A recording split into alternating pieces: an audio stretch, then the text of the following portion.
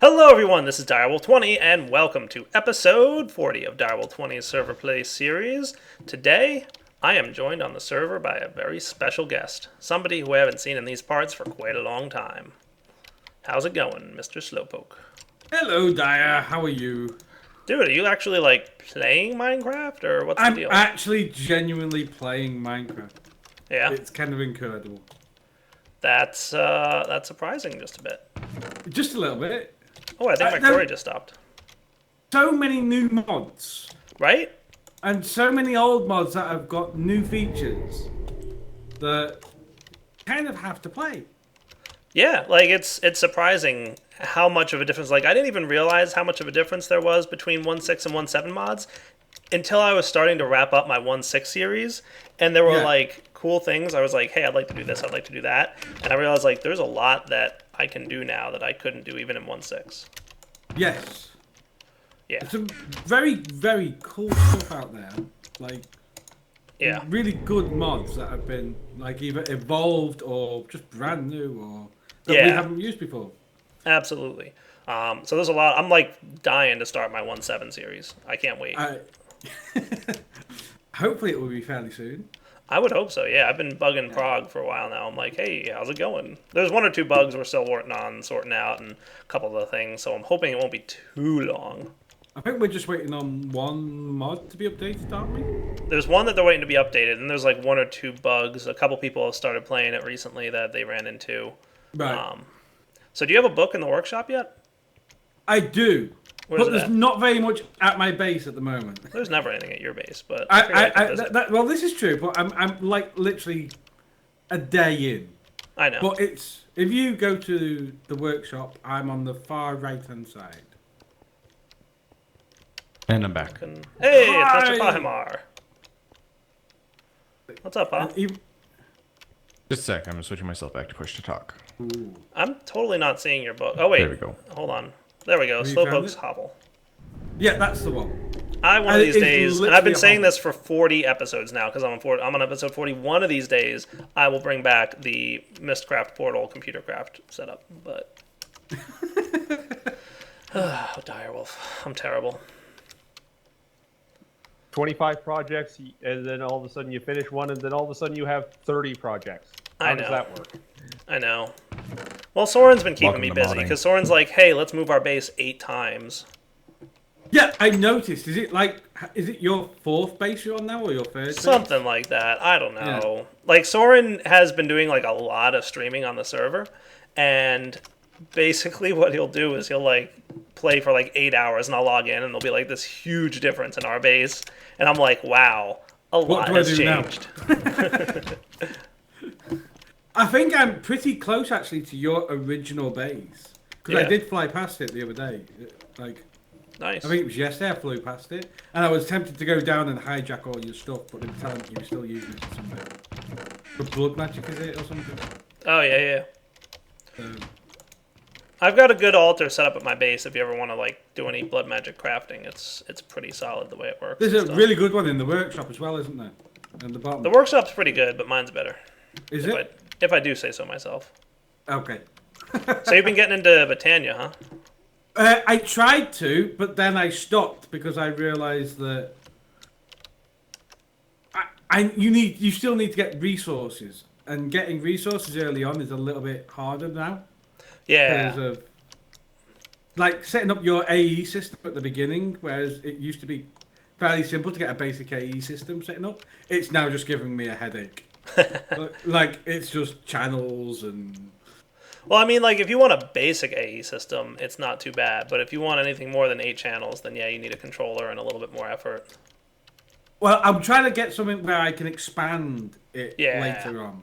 Yeah. So it will only be basic at the beginning, but I want to be prepared because I know it's not going to stay basic very long. Right.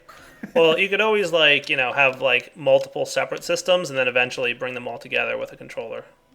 That's what I think I'm going to do. That's cool. I kind of get the channel, this whole channel thing. It's 8 channels if I remember rightly, 8 channels per side, and then per cable. But not everything takes a channel. Basically, anything that has data takes a channel. So anything that's power doesn't count as a channel, right? But anything that stores information or transfers information is a channel. So I'm pretty sure, for example, your charger shouldn't use a channel. I don't think so. No. Right. I don't think that. Can I say that we don't do this sort of things? So, but other than that, I mean, like it's literally just got a little bit of power going on, and we're gonna start building a base either tonight or tomorrow, and then we'll work in the expanded AE system, and then I want to put in probably the extra utilities quarry down in one of the digger zones. Yeah. And then I might go and start Britannia. Because it does look like a really cool mod. It is. It's fun. There's some neat toys for it too. Yeah. You know, there's definitely some cool stuff that I haven't even played with most of it. To be honest with you, I've only played with a little bit, and you know, because I've been all over the place. Mm-hmm. I see you're kind of like doing a little bit of everything. You've got everything from bees to an AE system to Britannia to Tinkers. Tiny little bits. Yeah. Yeah. Tinkers is still a really good early game mod. Like you're not going to find much better for. Yeah, I made myself a nice big hammer. That was one of the things I was working on. A cobalt hammer just to go and wreck digger.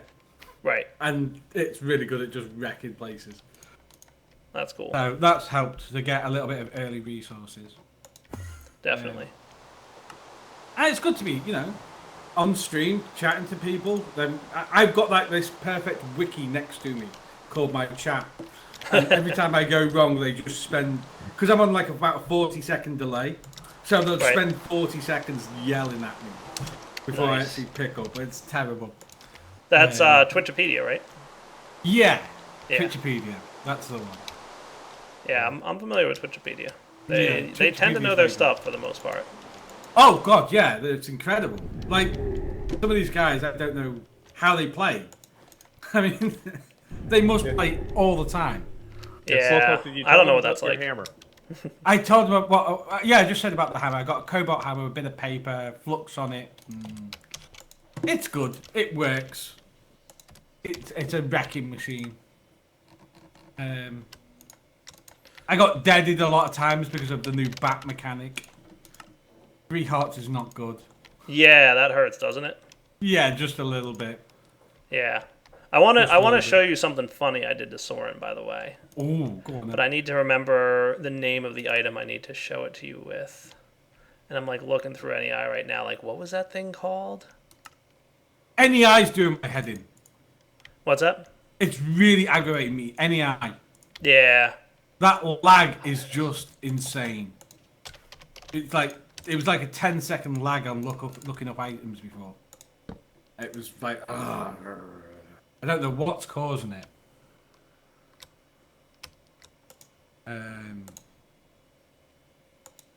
You don't play. So that's what it is, Dyer. The reason they're all so knowledgeable and the reason they know everything isn't because they play so much. It's because they literally just spend all day watching you. Oh, okay. Well, that helps. So it's your fault. That's what we're all supposed to be doing in life. Yeah.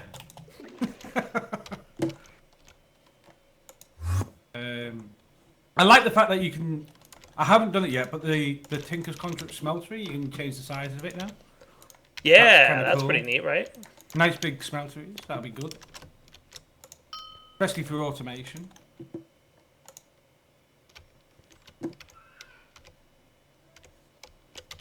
So where have you gone? Oh, I'm going to come back to your base with my little troll. Oh, you've got a troll. Yeah. Hold on. Now, go on. I just had to set it up, and it's ready now, so... I've been trolled a lot lately. Yeah. Yeah, I've had like... deserve it. Why? So I'll tell you that I didn't tell Soren that I was trolling him. So for like a good 15 minutes, he was stumbling around thinking it was some kind of bug. Okay, go on. Yeah. Yeah. It was pretty awesome. Alright. Why don't you shift into human form for me, just so we can see you normal. This was a good time. Alright, walk over by your AE system. Why am I like... What? What is it doing? That's crazy. It spins you around 180 degrees. But it's actually putting me under the world as well for a minute. That's kind of disconcerting. Yeah, it's... Is that one of the security features or something? No, it's witchery. Oh, is it? Yeah. Well, It's let a me get- pretty high tier item in Witchery. It literally took me like 3 episodes to get all the requirements for. Wow, really? Yeah. It's funny, isn't it? Yeah, it's kind of cool. Witchery's an interesting mod. Yeah, and you can do whitelist or blacklist on it. So I just whitelisted it for myself, so it doesn't affect me. So Soren Yeah. keeps running up to it, and he's like, I keep spinning around. What's going on? I'm like, I don't know. I'm fine. I was looking at your. I have a question for you, actually, by the way. Yeah. I was looking at your spotlight for AE2 today, Oh, and it's a little I was old. looking I at- need to update it. yeah, the part about the view cells, Yeah.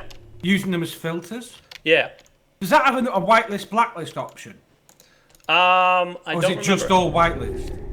I think it's all whitelist, but I forget kinda. I'd have to It look. could I do think with a blacklist Soren. one, couldn't it? I think Soren has a couple of them set up, or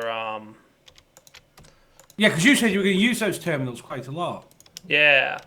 I'm definitely You going to never use did. them in my single player series. This time around, Soren's been doing almost all the AE2 stuff. Like he figured out how AE2 works, and now he's been going ridiculously crazy with it. Yeah, it's one of those mods that once you understand it, I imagine that you can do some really crazy stuff with it. Yeah. So I don't know about Yeah. the view cell if you can change it for whitelist, blacklist. I'm not sure. Do you off the top of understand my what I'm saying? Because you Yeah. talk about just showing dust and just showing cobble, and then having one that just showed everything else. So Yeah. if you're gonna do the everything else one, you want a blacklist, don't you, to exclude head. Right. what's on other terminals or something like that. If you put an inversion card into the view cells upgrade slot, it turns the whitelist into a blacklist. There you go. There's an inversion card that does exactly that, apparently. There you go. Perfect. Thank you very much, Artanis. I do like the crafting mechanic in AE2 though. Yeah, I haven't really played with it much, so I don't really understand it vastly. When I finish the stream today, I'm probably going to go into a little single-player creative world and play about with it. But it definitely looks really interesting. Although I'm not sure about the hokey cokey part of it. You know, the in out, in out, in out. So you can't. Right. You've got to bring everything back into the system before you can use it again. Can't go directly from one to down the chain. That seems a little bit. What? Fair enough. What do you mean? Well, like, say if you're pulverizing ore into the ingots, you can do it 2 ways. You can do it the slow way, which is ore into the dust, into the smelter, and then out again. Or you can put the proper way. Apparently, is you go from ore into the dust and bring the dust back into the AE system, and send it from the AE system back into your smelter to make the bars.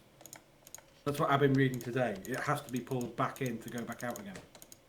Gotcha. Does that make sense or not? Kinda a little bit. I was also not really paying attention to you. Right, okay. Yeah. He tends to do that a lot.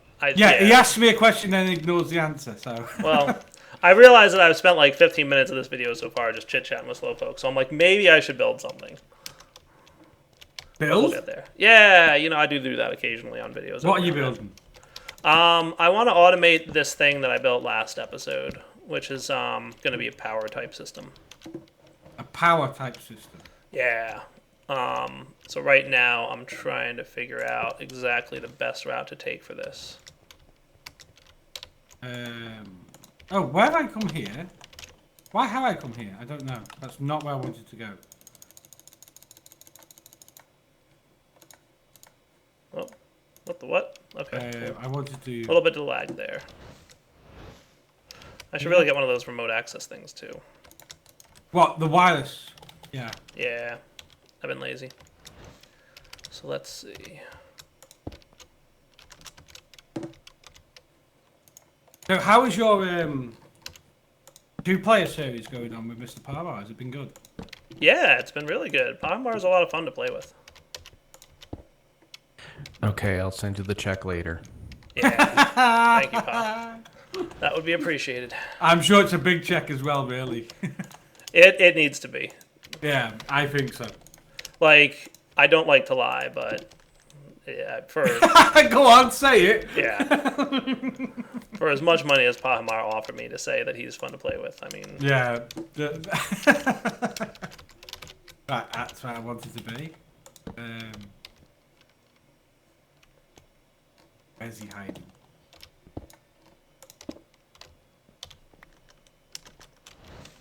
So I'm going to test this out, guys. So I'm figuring out a way to automatically telepose these things back and forth.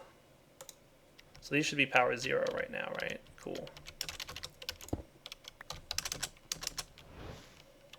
The next thing I'm going to want is an interface.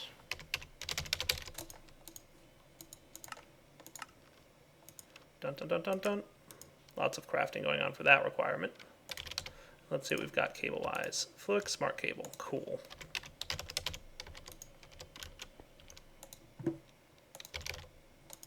Come on, interface, let's go. Wonder if Soren is so smart. He wouldn't be... No, I don't think so. Or is he?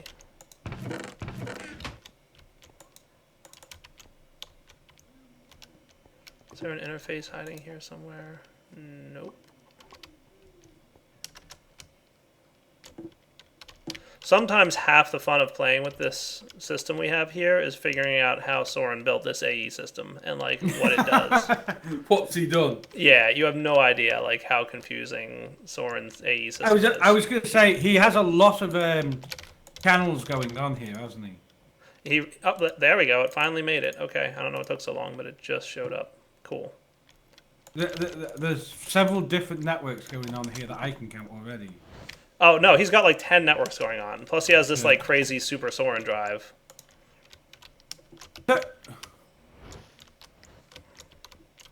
Is it only one set of subnetworks, or can you have subnetworks of the subnetworks? Right, you can do that. Yeah, like you can have subnetworks all over the place. Okay, so I can go from the main block into a subnetwork of green, and then I could have another block in the green and go further down and create another child network. Is that right? Something like that, yeah. And it'll all connect back to the original network. If you configure it correctly, I believe that's the case, yes. That's really cool. It is. It is pretty neat. But what's the point?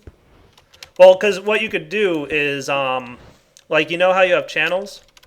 Yeah.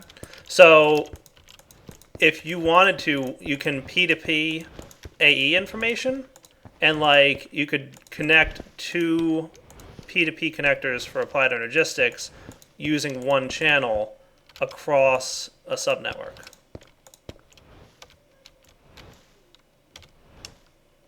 Okay, yeah. So, like, you can use it to basically, hooray, it works. I don't know if that's the right place to hook into, but that's where I hooked up to and it works, so I'm happy. So, like... But you had unlimited storage before, though, so what's... Right, like, if you come up here, if you see the big, massive amount of disk drives? Yes. Right? So, he's got 1, 2, 3, 4, 5, 6, 7, 8, 9, 10, 11, 12 times 4. So yeah, he's there's got 48 sets there. Right. That's using one channel on our network instead of 48 channels because they're all subnetworks. Right, but in the AE1, there was no networks. They were all on the same network, weren't they? Correct. So what's the point of the extra extra channels then? In AE1 or in AE2? No, in AE... Why has he added all of these channels? What benefit does it give you? It just makes it more, you know, a little bit more fun and a little bit more complex, I think. Right, it's just to add complexity. It's not... Doesn't allow you to do any new crazy things that you couldn't do before. Yeah, no, I think it basically makes it a little... I think it's more fun to play with, personally. I think it's neat. Yeah, you have to think more about what you're doing. Right. You can't just throw everything on one network and go, yay, it all works. Right. You just learned about AE1 and now you're confused by AE2. Don't worry about it, because so am I. Like, I'm completely confused by it. It's kind of... You can have an AE network that is purely storage only, that has an ME interface on it, and an ME storage bus that connects to that interface that is on a different network in time. Yeah, I get that. So I'll personally be getting into it a touch more in my single player series. Yeah. So hopefully it'll be more clear when it's slowly built by hand, over a course of time. So, we'll see if that. Have you done any test mega builds of it yet? With AE2? Yeah, like really big builds. No, because I was gonna play with it a lot on Forgecraft here, but then Soren went crazy with it, so we have like a mega build that Soren did. So there's really no reason for me to do it. Is this all being powered by your by the massive HVs? Yeah, HV solars. All right, guys, what I'm going to do is do a little bit of Steve's factory managering, and we will come back in a minute to see how this is all going to work. All right, back in a moment. All right, guys, step one of this build is I want when this redstone receiver receives a redstone signal to pull 2 nether stars out of here and place it into the chest, which will eventually be replaced with place into the nether star generator, but I don't want the nether star generator running right now, so testing purposes, redstone signal, 2 nether stars. I wouldn't mind if there was a delay between how often this can run, but that's okay. We'll stick with this for now. I shouldn't be sending more than 1 pulse every time I need it to run, so I'm cool with that being the way it is. So that's stage 1. The other thing I wanted to hook up here was a redstone emitter to more inventory cables. Got it. Back in a minute. Alright guys, the next thing I wanted to do is get it so that these blocks all telepose away when 1, 2, 3, and 4 redstone receivers are all receiving a redstone signal. So in order for this to work, I've got these levers set to on, and then hit the button. Ta-da! So that's pretty neat. And for those of you interested how I'm doing this in the machine inventory manager, I'll walk through this stuff at the end of the video. So those of you who don't want to see it can just be like, all right, we're done. And then those of you who do want to see how I set it up can, stick around to the end, and we'll definitely check that out. So, and if any one of these is off, right, so for some reason one of them's not full, then that won't do anything. So we basically need all 4 of these things to be, powered in order to get sent away. So this actually should be a relatively complete system. So all I need to do is change the trigger on the nether star output to be nether star generator instead of chest, and then we're ready to go. So whenever we receive a redstone signal over here, it should put 2 nether stars into the nether star generator, and then once these guys are all full, they'll be emitting a redstone signal, and it'll teleport these away. So let's give it a minute. Ouch. So that worked. It's working as intended for that piece of it at least. Let's go into wither skeleton mode. I know it hurts. It hurts. But we should have, yes, 1 extra star in there. So we've got, 1 star already being burned up. The other star is cooking. And we will test and see how well this works. So slow, I think I just set up what I wanted. Is it working? Well, I'm going to find out in 4 minutes. Do you mute TeamSpeak when you're recording? Typically no, unless there's a lot of people around talking. Every now and then I'll do it if I really want to say something that I want to make sure the audience hears, and I don't want to make other people in chat stop talking. So usually if it's 5 or 6 people on at the same time, which is not super common anymore, but Yeah, it's very quiet, the server, isn't it? Although Rorax has been playing, Fireball's been playing. Yeah, it depends when you get on, some people play more towards evening, sometimes more during the day. Yeah. So I think I'll come back here in a few minutes and we will see if these things telepose away. Okay. All right, guys, we're back. We've got about 20 seconds left on this thing. Hopefully it'll telepose away shortly.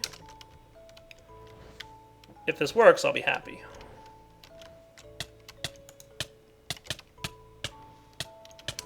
If it doesn't, I just have to adjust a number and we'll see if that's better. It's weirdly raining in our age at the moment. Oh, it teleposed away. Nice. Yay. Right at the end, too, as the nether star generator just filled up with the last little bit of power. That is awesome. That's cool. So now all I really need to do, guys, and I'll probably either set this up between this episode and next or something else, but what I'm going to do is set it up so that we have a similar but not totally the same system over here. That's really its only job is going to be to read these things. And my plan is to have a redstone emitter that will use wireless transmitters to send the message to deposit the nether stars. So long story short is we will monitor. So right now we're monitoring for they need to be full, right? On this side, we're going to monitor for empty. And then once they drop down to empty or empty-ish, we can telepose them back and then use a redstone signal to across wireless redstone to hit that button. Right now it's a button press. Once I'm done, all we have to do is automate it so that, Steve's Factory Manager does it. So for now, I'm going to wrap up the episode. For those of you not interested in Steve's Factory Manager, you guys can take it easy. And those of you who do want to see how I do it, here's the gist. So long story short, I created 2 command groups, one called NetherStar and one called Telepose. For the NetherStar command group, I'm using a redstone controlled state signal trigger instead of an on interval trigger. Pillage the village, absolutely. You know what, I'll mute Slowpoke. That's what all. So there we go. So redstone controlled, etc. Right? The redstone receiver that we're using for the trigger is this one, which is this one.